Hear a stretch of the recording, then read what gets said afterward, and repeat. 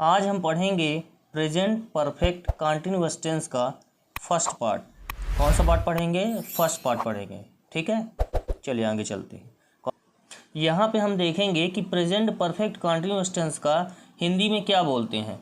Present perfect continuous tense को हिंदी में बोलते हैं पूर्ण, अपूर्ण, वर्तमान काल। ठीक है, क्या बोलते हैं प्रेजेंट परफेक्ट कंटीन्यूअस टेंस को हिंदी में? पूर्ण, अपूर्ण, वर्तमान काल।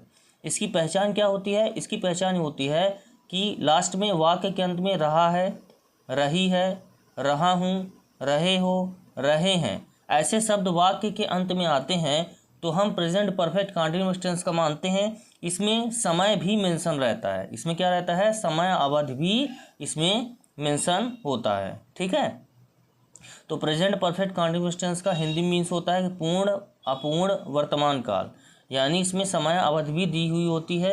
इसकी पहचान होती है रहा है, रही है, रहा हूँ, रहे हो और रहे हैं। ठीक है, और इसमें क्या दिया हुआ होता है?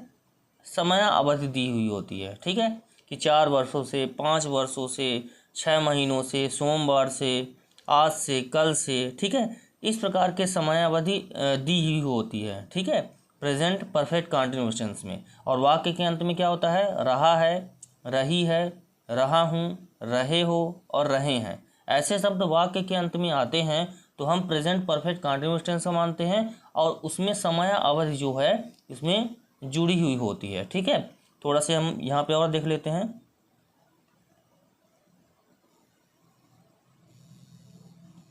तो यहाँ पे जैसे लिखा हुआ है, जैसे यहाँ पे दिया गया है कि प्रेजेंट परफेक्ट कंटीन्यूअस टेंस में क्या होता है कि परफेक्ट कंटीन्यूअस टेंस का प्रयोग किसी कार्य को लगातार जारी रहने के लिए किया जाता है और इसमें कार्य और घटना भूतकाल से शुरू होकर वर्तमान समय तक जारी रहता है।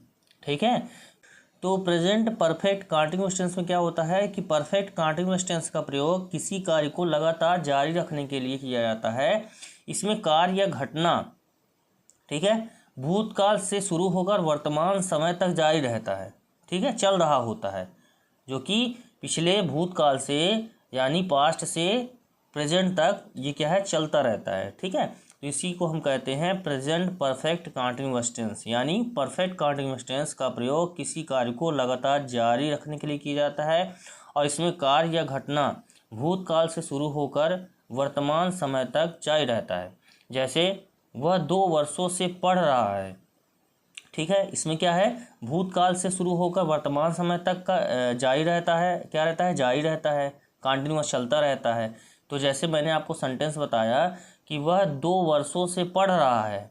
ठीक है, जारी है उसका। ठीक है, जो कि भूतकाल से वर्तमान समय तक, यानी वह 2 वर्षों से पढ़ रहा है। कितने वर्षों से पढ़ रहा है? 2 वर्षों से पढ़ रहा है। वह 2 वर्षों से पढ़ रहा है। तो इसमें क्या है कि परफेक्ट कंटीन्यूअस टेंस का प्रयोग किसी कार्य को लगातार जारी रखने के लिए किया जाता है और इसमें कार्य या घटना भूतकाल से शुरू होकर वर्तमान समय तक जारी रहता है। ठीक है, आशा है आपको यहाँ तक समझ में आ गया होगा। तो और देखते हैं, अब इसको थोड़ा सा हम देख लेते हैं यहाँ पे। ठीक है, तो जैसे प्रेजेंट परफेक्ट कंटीन्यूअस टेंस की पहचान क्या होती है? पहचान होती है कि रहा है, रही है, रहे हैं। ठीक है, क्या होता है? रहा है, रही है, रहा हूँ, रहे हो और रहे हैं, ऐसे शब्द वाक्य के अंत में आते हैं और समय अवधि दी हुई होती है। जैसे 2 वर्षों से, 5 वर्षों से, सोमवार से, सुबह से, शाम से, इस प्रकार के समय अवधि दी हुई होती है जो कि भूतकाल से शुरू होकर वर्तमान समय तक जारी रहता है। ठीक है, तो प्रेजेंट परफेक्ट कंटीन्यूअस टेंस की पहचान होती है कि इसके वाक्य के अंत में रहा है, रही है, रहे हैं और समय अवधि दी हुई होती है। तो हम प्रेजेंट परफेक्ट कंटीन्यूअस टेंस का सेंटेंस हम यहाँ पे मानते हैं। इसमें कौन कौन से सेंटेंस हम बनाते हैं? अफर्मेटिव सेंटेंस बनाते हैं, निगेटिव सेंटेंस बनाते हैं, इंट्रोगेटिव सेंटेंस बनाते हैं और इंट्रोगेटिव और निगेटिव सेंटेंस यहाँ पे हम बनाते हैं। ठीक है, हम कौन से सेंटेंस बनाते हैं? Affirmative sentence, negative sentence, interrogative sentence और इंट्रोगेटिव निगेटिव सेंटेंस और WH वाले सेंटेंस भी हम यहाँ पे बनाते हैं। ठीक है, तो यहाँ पे देखते हैं कि अफर्मेटिव सेंटेंस कैसे बनाएंगे। पहले सब्जेक्ट होगा और हैज़ हैव यूज़ होगा। क्या यूज़ होगा? हैज़ और हैव यूज़ होगा। और बीन यूज़ होगा। क्या यूज़ होगा? बीन यूज़ होगा। और मेन वर्ब में आईएनजी जुड़ेगा। मेन वर्ब में क्या होगा? आईएनजी जुड़ेगा। इसके बाद ऑब्जेक्ट फिर सिंस फॉर, और इसके बाद टाइम, फिर अदर वर्ड्स का यहाँ पे यूज़ होगा। यहाँ पे हम आपको बता देते हैं, जैसे यहाँ पे हम आपको बताते हैं कि कौन कौन से एक्सिलरी वर्ब यूज़ होते हैं और वर्ब में क्या यूज़ होता है। तो सबसे पहले हम क्या यूज़ करते हैं? पहले होता है सब्जेक्ट, ठीक है। फिर क्या होता है? हैज़ और हैव। क्या होता है? हैज़ और हैव का यूज़ होता है। हैज़ बीन और हैव बीन का यूज़ होता है। तो पहले हैज़ और हैव का यूज़ होगा, फिर उसके बाद क्या यूज़ होगा? बीन, ठीक है। तो सब्जेक्ट, फिर हैज़ हैव, फिर बीन, फिर वर्ब में क्या करेंगे? वर्ब में आईएनजी जुड़ेगा। वर्ब में क्या जुड़ेगा? आईएनजी जुड़ेगा। फिर क्या होगा? वर्ब में आईएनजी, फिर ऑब्जेक्ट यूज़ होगा, ठीक है। फिर सिंस और फॉर, क्या होगा? सिंस और फॉर का यूज़ होगा जो टाइम के साथ यूज़ होगा, और प्लस टाइम होगा, और इसके बाद क्या होगा? अदर वर्ड्स होगा। क्या होगा? अदर वर्ड्स होगा, ठीक है।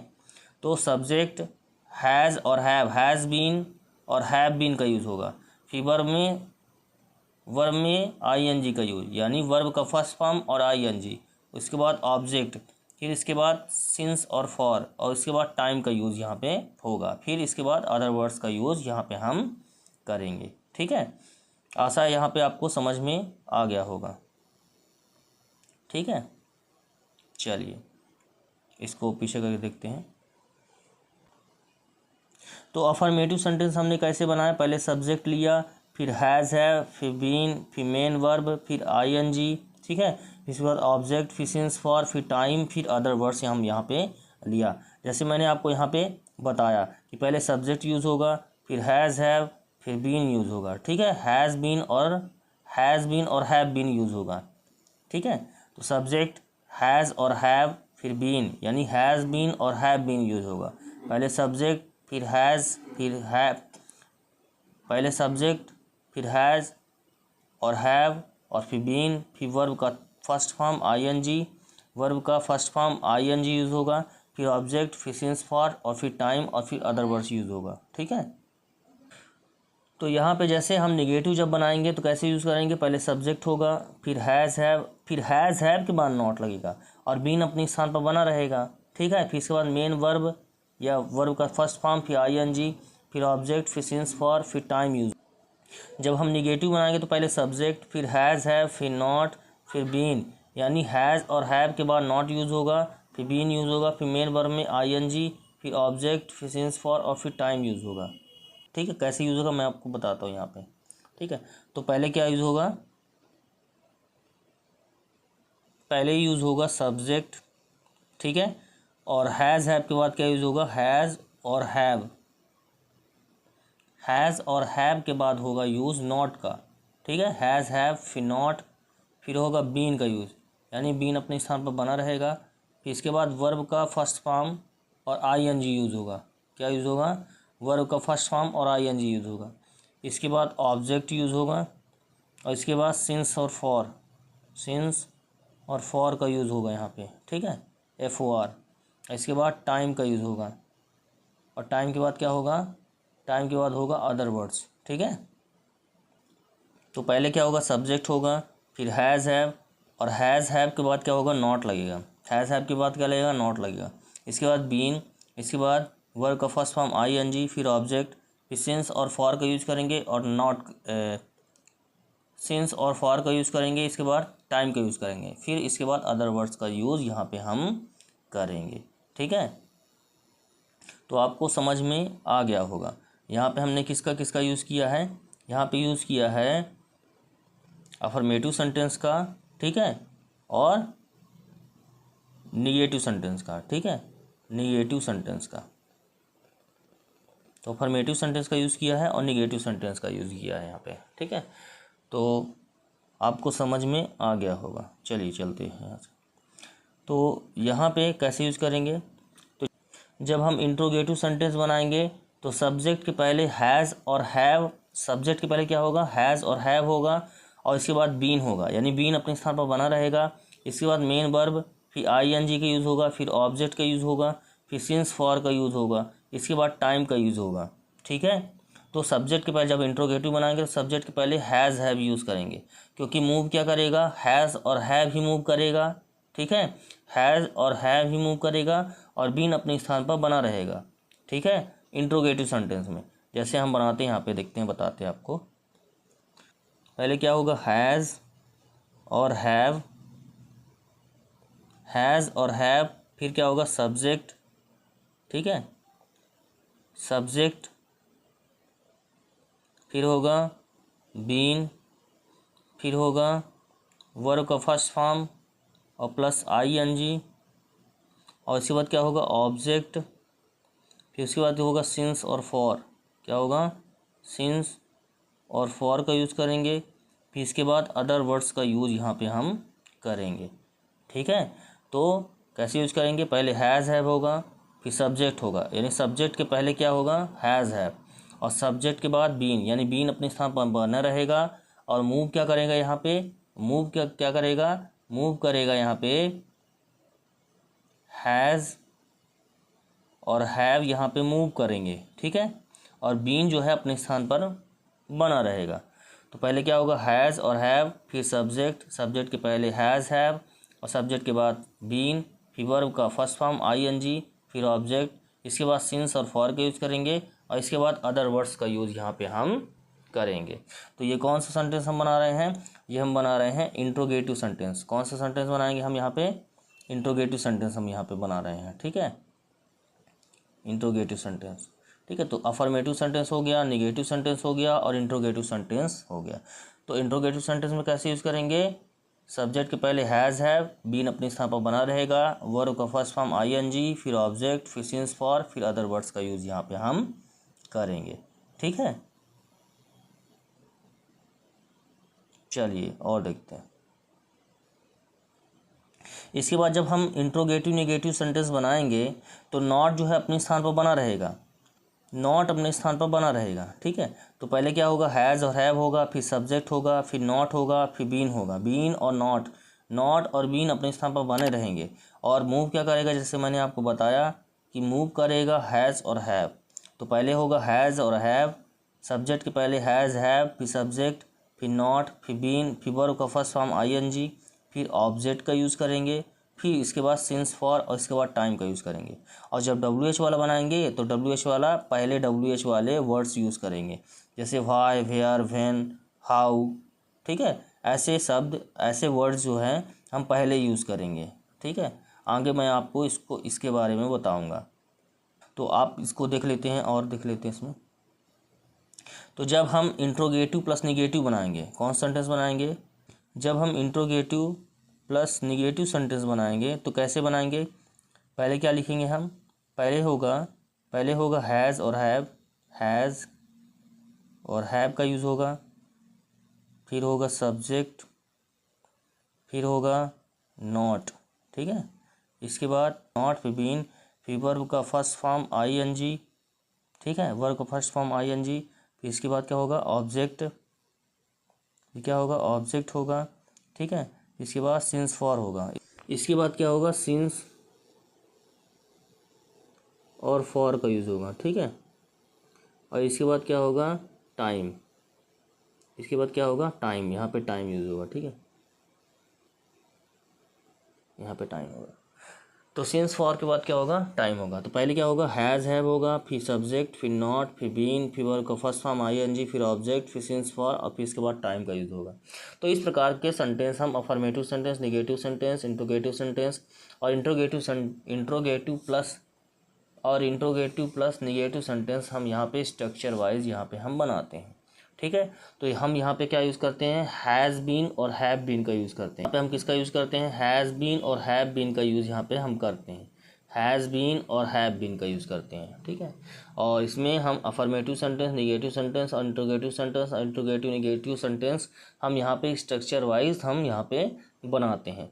आप इसकी स्क्रीनशॉट ले लें जिससे आपको समझने में कोई कठिनाई ना हो।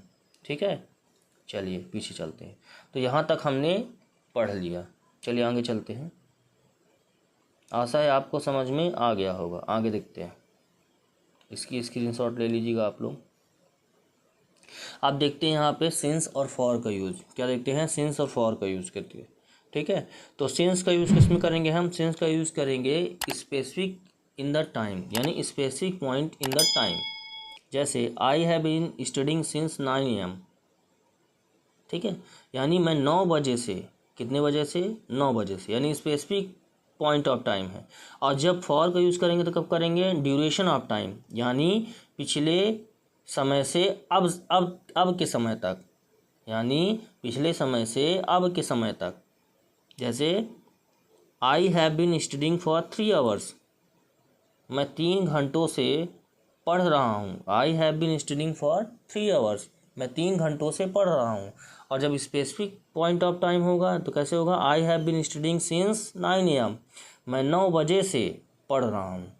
और यहाँ पे जब फॉर का यूज़ होगा तो ड्यूरेशन ऑफ टाइम, यानी यहाँ पे क्या होगा, पहले टाइम से लेकर अब के टाइम तक का समय क्या होगा, इसमें यूज़ होगा। तो फॉर का यूज़ किसमें करेंगे, जैसे I have been studying for 3 hours, मैं 3 घंटों से पढ़ रहा हूँ, तो ड्यूरेशन ऑफ टाइम है। और स्पेसिफिक पॉइंट ऑफ टाइम के लिए, जैसे I have been studying since 9 AM, मैं 9 बजे से पढ़ रहा हूँ, या फिर मैं 9 बजे से अध्ययन कर रहा हूँ। I have been studying for 3 hours, मैं 3 घंटों से अध्ययन कर रहा हूँ। तो फॉर का यूज़ कब करेंगे, फॉर का यूज़ करेंगे ड्यूरेशन ऑफ टाइम के लिए, और सिंस का यूज़ करेंगे स्पेसिफिक पॉइंट ऑफ टाइम के लिए। हम किसका यूज़ करेंगे, सिंस का। स्पेसिफिक पॉइंट ऑफ टाइम के लिए स्पेसिफिक पॉइंट ऑफ टाइम के लिए सिंस का यूज़, और ड्यूरेशन ऑफ टाइम के लिए हम फॉर का यूज़ करेंगे। तो यहाँ पे देख लेते हैं, जैसे यहाँ पे दिया गया है, जैसे 5 मिनट्स, तो फॉर का यूज़ करेंगे 2 weeks, 3 days, 6 month, 6 year, 2 century, a long time, ever. तो इसमें हम किसका यूज़ करेंगे, फॉर का यूज़ करेंगे।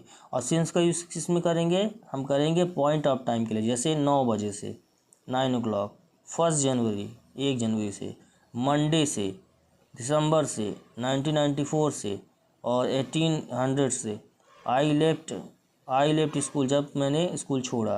ठीक है, द बिगिनिंग ऑफ टाइम। ठीक है, तो इसमें हम किसका यूज़ करेंगे, सिंस का। तो यहाँ पे हमको समझ में आ गया कि ड्यूरेशन ऑफ टाइम के लिए हम फॉर का यूज़ करेंगे, और स्पेसिफिक पॉइंट ऑफ टाइम के लिए हम सिंस का यूज़ करेंगे। किसका यूज़ करेंगे, सिंस का यूज़ करेंगे। ठीक है, जैसे कुछ हम सेंटेंस यहाँ पे देख लेते हैं। ठीक है, जैसे एक सेंटेंस दिया गया है कि रानी 2 घंटों से पढ़ रही है, कितने घंटों से, 2 घंटों से। तो ये ड्यूरेशन ऑफ टाइम है, इसलिए इसमें फॉर का यूज़ है। तो रानी 2 घंटों से पढ़ रही है। ठीक है, तो रहा है, रही है, रहे हैं, और समय दी गई हो। ठीक है, तो हम किसका मानते हैं, प्रेजेंट परफेक्ट टेंस का हम मानते हैं।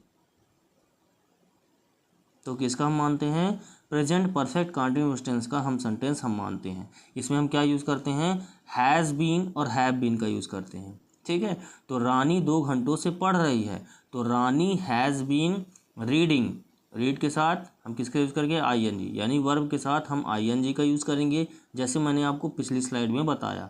तो रानी 2 घंटों से पढ़ रही है, तो Rani has been reading for 2 hours. Simple सा सेंटेंस है। ठीक है, तो रानी 2 घंटों से पढ़ रही है, रानी के साथ हैज़ बीन, क्योंकि सिंगुलर नंबर सब्जेक्ट है, तो रानी 2 घंटों से पढ़ रही है, Rani has been reading.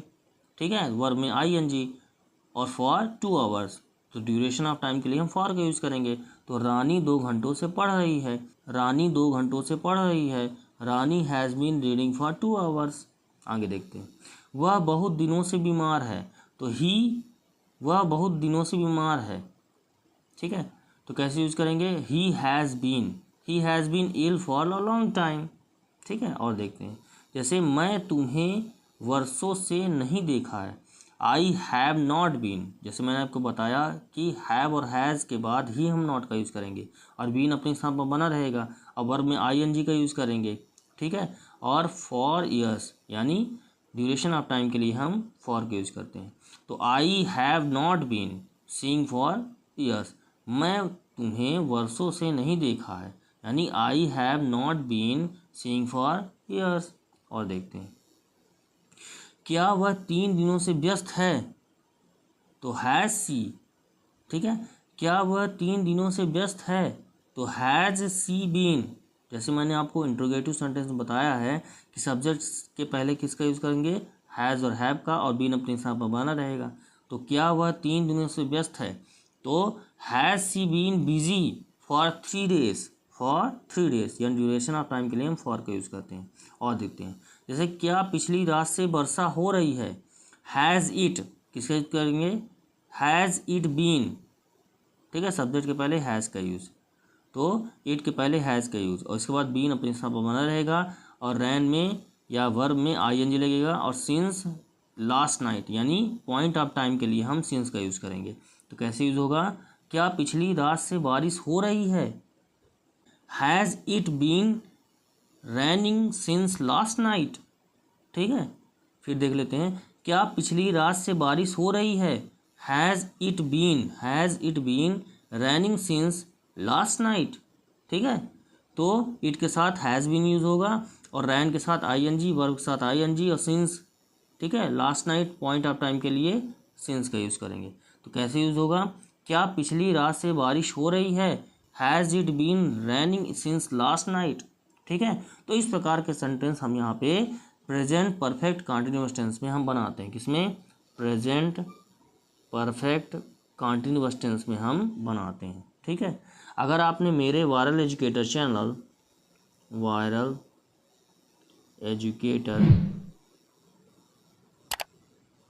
Channel को सब्सक्राइब नहीं किया है